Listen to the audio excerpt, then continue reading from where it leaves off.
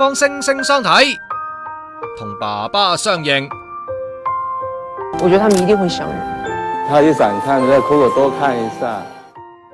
好溫馨啊咧，但其實佢哋扭曲緊動物嘅天性，身心虐待佢哋就真。幸兒 BB 與兩地明星真人 show 虐待猩猩。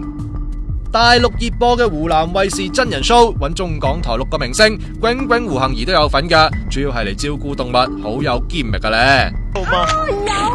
不過前日國際靈長類動物學學會寫咗篇公開信俾電視台，話對節目入邊黑猩猩嘅安排極度不安啊！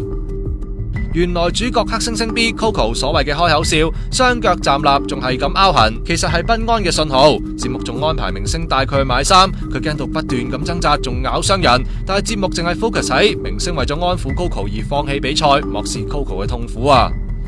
香港亞洲動物基金早前都發過聲明，指節目對動物造成壓力同傷害，又令參與者有被動物攻擊嘅風險，呼籲立即停播。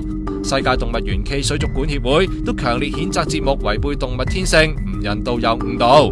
不過節目導演就話真人 show 喚起咗觀眾對保護動物嘅關注同討論，又話每一個設計都冇違背動物嘅生活習慣。乜猩猩習慣要着衫嘅咩？其實咁樣會導致佢哋有認知障礙㗎，真係為動物好就放過佢哋啦。